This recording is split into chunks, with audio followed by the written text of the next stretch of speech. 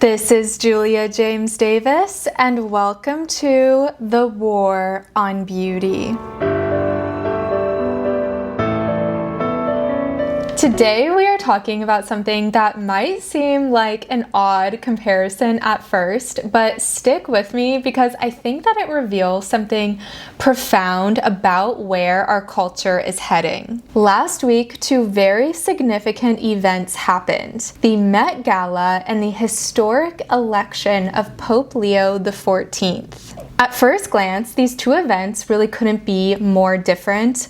One is the glitzy celebrity fashion parade that happens annually, and the other the selection of a religious leader for over 1 billion Catholics, which happens much less often. But the contrast between these two events reveals a seismic shift in cultural power that I think is really important. The truth is that celebrities, blockbuster movies, pop stars, influencers, no one really cares anymore about these things. The institutions that once dominated our cultural landscape have really lost their significance and cachet completely. They've become hollow shells of what they once were and what they once symbolized, and people are just caring a lot less than they used to. So meanwhile, the election of Pope Leo XIV, the first American pope in history, to a church that many have, especially many in the media, have dismissed as dying and irrelevant, has generated genuine excitement that really feels palpable even days later, which I think is something important to note because of how our media cycle moves so fast. You know, one thing is happening and then in 5 minutes it's not in the news cycle anymore. So days later, people are still talking about this papal election, and people feel genuinely fascinated by him, by the beauty and the tradition of the church, because it's something that feels authentic and traditional in our superficial and ever-changing worlds. And so the side-by-side witnessing of these events, the papal election and the Met Gala, really show how insignificant and hollow the latter is, despite being made out as if it was everything. And so let's really look at this by the numbers because that's what paints the picture. The Met Gala is supposed to be one of the biggest events of the year, and this year's event was themed around Black fashion. And yes, they really did see a growth in their social media impact, 1.2 billion global views on Vogue's social platforms. But despite these really, really impressive sounding statistics, something was missing, which was genuine enthusiasm. And it's really, though, the other stats around the celebrity sphere that paint a fuller picture. For example, the Academy Awards in 2025 saw a 7% drop in viewers from last year, down to just 18 million viewers, which, for perspective, in 1998, the Oscars had over 55 million viewers.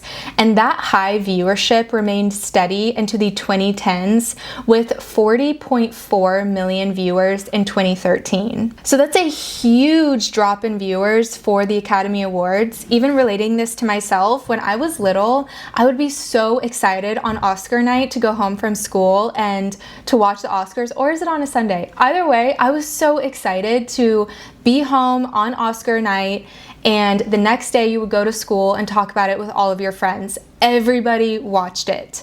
But now, it feels like nobody does. Nobody talks about it, at least in like daily life. Maybe on Twitter, but not in daily life. And even Beyonce, who's arguably the most famous female singer on the planet, is struggling to sell out her tour. Pre-sale tickets were priced at up to $800, but then just hours before the show started, the prices fell to $57.50 because thousands of seats remained unsold. And so beyond the numbers, there's really a palpable shift in the attitude of the public towards celebrities. People aren't just indifferent to them, but I would say that they actively resent them. In a world rife with poverty, war, and hardship, for the average person, watching an ultra wealthy celebrity parade in a custom-made couture dress that they're just gonna wear for a few hours while preaching progressive social values that they rarely ever live out themselves really has become increasingly tone deaf and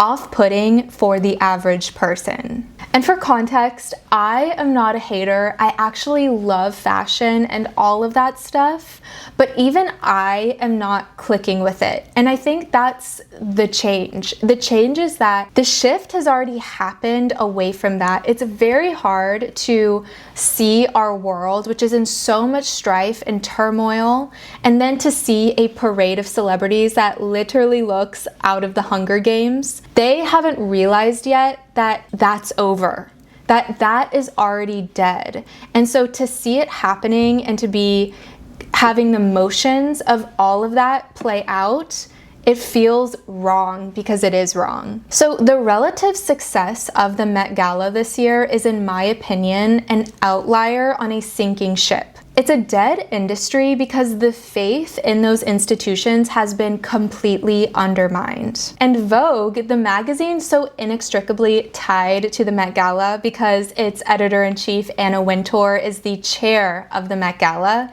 is dying with declining print subscriptions, having to reduce their number of yearly print editions to just 10 issues. They used to release every month, but now they're just doing 10. And I also have a feeling that no one is reading their digital editions either. And here is where things really get interesting, because there's a certain irony to how hard the entertainment, fashion, and art industries have tried to undermine the public's faith in the Catholic Church, especially with the recent movie Conclave. But instead of weakening the church's standing, it actually increased and sparked so much interest. Following Pope Francis's death, viewership of Conclave, the movie, increased 283%, and flight searches to Rome from the United States jumped by 345%. And rather than just a passing interest, we saw record numbers of conversions into the church this Easter all over the world. So something that was supposed to be dying and of the old world and fading away really shows remarkable signs of life and regeneration. What we're experiencing now is called a fourth turning, a time when faith in our foundational institutions breaks down and has to be rebuilt, reshaping our social order. Everything we once took for granted is now crumbling and falling by the wayside. And again, the irony is just so profound that the one institution that all of these other institutions have tried to attack forever and ever and undermine forever and ever is the only one that has survived, while all the other ones that were on the attack are the ones that are crumbling, i.e. the Catholic Church is thriving and everything else is crumbling. So there's a vacuum of cultural power right now, a void left by these collapsing institutions, and it increasingly seems that the church is filling that space. The energy is already moving in that direction, and as the saying goes, stand where you are, draw a circle around yourself, and declare it the center of the world. Whoever speaks boldly and with excitement in these really confusing times will reclaim the cultural power. The church really does not need to play defense anymore. Why should it? It's the last bastion of truth, goodness, and beauty, and no one rivals it. The institutions that once challenged Christianity, and specifically Catholicism in the mainstream, have entirely lost their relevance and authority. So I think that it's about going forward in fun, excitement, and love, and sharing from that place rather than one of defense and apologetics is really how we are going to recenter the church in our culture, which is so important as this vacuum opens, and it needs to be filled with truth, goodness and beauty. So what do you think? I would love to know your thoughts on this and what you think. And as always, I hope to see you in the next video, and please do like, comment, and subscribe, and I will see you in the next one.